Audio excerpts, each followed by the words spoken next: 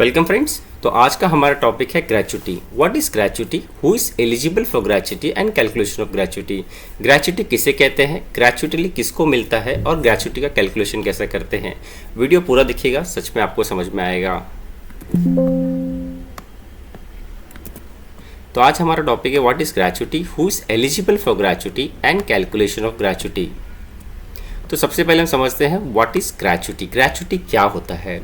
तो दोस्तों, ग्रेच्युटी एक तरह का बेनिफिट है जो एम्प्लॉयज़ को दिया जाता है अगर एम्प्लॉयज़ एक कंपनी में 5 साल से ज़्यादा काम करते हैं। तो अगर कोई एम्प्लॉयज़ एक कंपनी में 5 साल से ज़्यादा काम कर रहा है तो एम्प्लॉयर उसको ग्रेच्युटी एक एडिशनल बेनिफिट दिया जाता है उसको।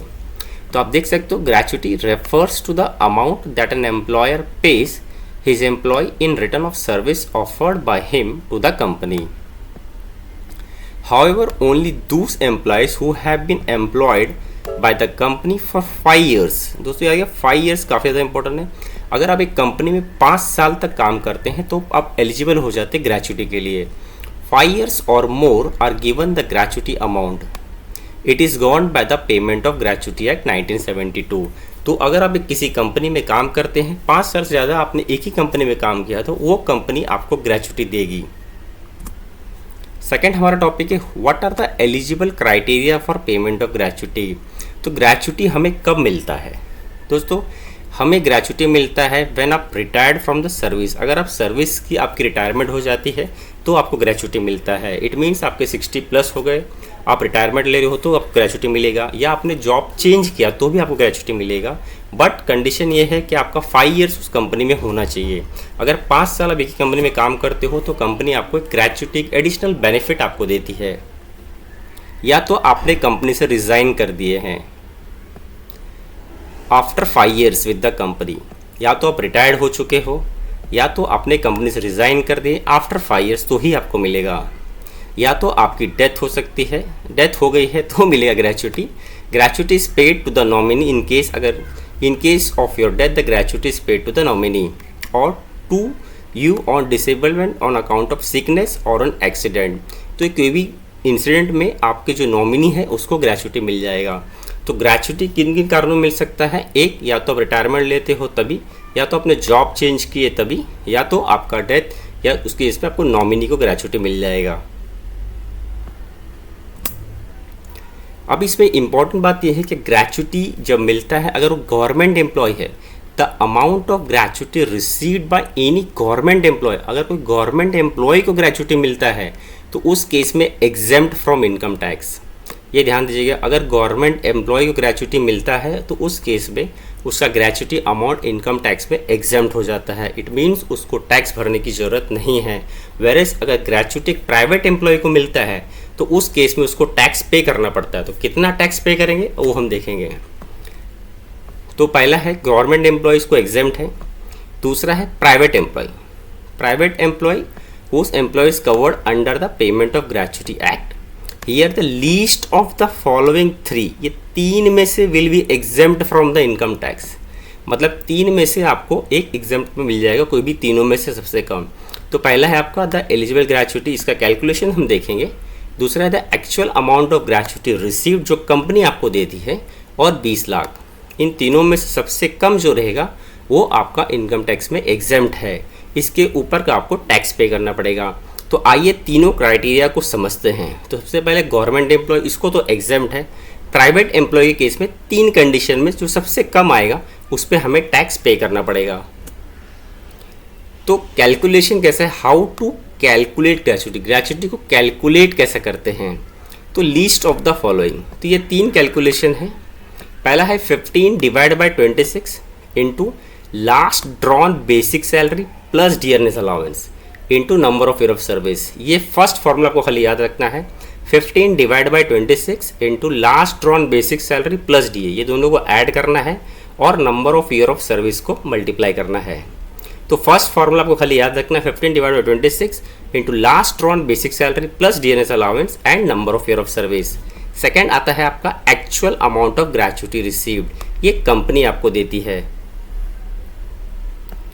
थर्ड है मैक्सिमम 20 लाख, तो 20 लाख तक आपको कोई भी अगर मैक्सिमम देती है कंपनी तो आपसे कम से कम उसमें टैक्स नहीं भरोगे। तो इसको एक एग्जाम्पल के तौर पर समझते हैं, पूरा क्लैरिटी आएगा। सिर्फ आप फॉर्मूला समझ लीजिए, 15 divide by 26 into last drawn salary plus DA into number of years of service. अब यहाँ पे जो number of year of service है, इसका मीन्स क्या होता है, number of year of service in case fraction should be rounded off if it is more than 6 month. इस केस में नंबर ऑफ ईयर को सर्विस को राउंडेड ऑफ किया जाता है अगर मोर देन 6 मंथ है तो। एग्जाम्पल है 24 ईयर्स 9 मंथ। इस केस में जो 9 मंथ है मेरे 6 महीने से ज़्यादा है, इस केस में मेरा 25 ईयर्स ऑफ सर्विस हो जाएगा। तो यहाँ नंबर ऑफ ईयर्स जो है इसको हम राउंडेड ऑफ करते हैं टू द नेक्स्ट अगर 6 मंथ से ज़्यादा है। तो example 24 years 9 month, it means 25 years. तो least of the following 3 formula को याद रखना है। आइए इसको समझते हैं एग्जाम्पल के तौर पे। Example 1, number of years of service. आपने कहीं number of year of service है आपका 20 ईयर्स 8 मंथ। लास्ट ड्रॉन आपका बेसिक सैलरी है 85,000। लास्ट ड्रॉन रीनेस अलाउंस है आपका 15,000 और कंपनी ने आपको 13 लाख ग्रेचुटी दिया है। तो ये एक इन्फॉर्मेशन दिया है। तो आइए इसको देखते हैं, इस केस में इसको कितना एग्जेम्प्ट मिलेगा। तो पहला हमारा फॉर्मूला है 15 divide by 26 into basic salary plus DA into number of years of service. तो 15 divide by 26 into basic plus DA, last drawn salary का बेसिक प्लस DA लेते हैं हम, into number of year service 20 years 8 month, it means rounded off to 21 years. तो calculations के हिसाब से इसको जो लायबिलिटी है वो 12,11,538 आता है, बट कंपनी ने इसको दिया है 13 लाख और मैक्सिमम जो गवर्नमेंट अलाउ करती है 20 लाख। इन तीनों में से सबसे कम है लीस्ट ऑफ द फॉलोइंग, ये है 12,11,538। तो इतने पे उसको टैक्स नहीं लगेगा। इट मीन्स वो कंपनी ने कितना दिया है 13 लाख, तो बैलेंस जो अमाउंट बच रहा है उस पर उसको टैक्स लगेगा। तो least of the following will be exempt from the tax. अभी आपको समझ में आ गया दोस्तों।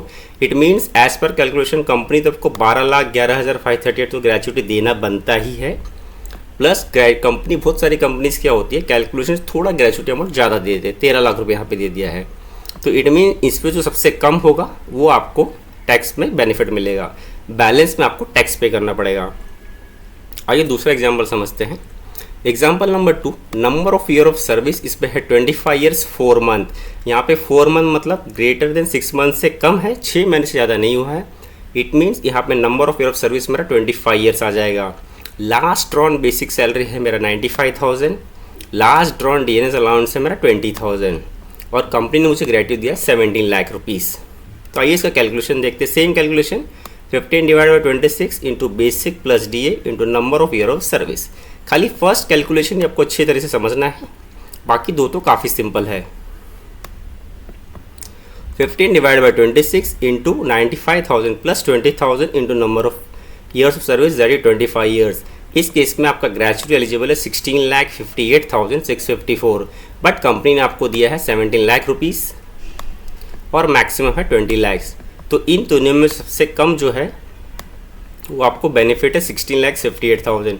इट मीन्स इस अमाउंट में आपको टैक्स नहीं लगेगा। कंपनी ने आपको दिया 17 लाख, तो 17 लाख माइनस ये जो भी डिफरेंस आएगा उस पर आपको टैक्स पे करना है। नॉर्मली कंपनीज यही अमाउंट ऐसे ग्रेचुटी देती है। आइए थर्ड एग्जांपल समझते हैं। Number of year of service इस केस में है 28 years 8 month, it means 29 years हो गए मेरे। यहाँ 28 लिखा है, एक्चुअली 29 ईयर्स आएगा यहाँ पे। लास्ट ड्रॉन बेसिक सैलरी है मेरा 2,25,000। लास्ट ड्रॉन DNS अलाउंस है मेरा 25,000। ग्रेचुटी रिसीव्ड हुआ है 41 लाख। तो इस केस में आप देख सकते हो सेम फॉर्मूला हमने अप्लाई किया है, 40 लाख, 41 लाख, 40,000। इन तीनों केस में सबसे जो लीस्ट है वो 20 लाख है। तो जो भी एडिशनल अमाउंट है उस पर इस केस में उसको टैक्स पे करना पड़ेगा। उम्मीद करता हूँ दोस्तों आप लोग को मेरा वीडियो पसंद आएगा। वीडियो पसंद आए तो please subscribe my channel. Thank you.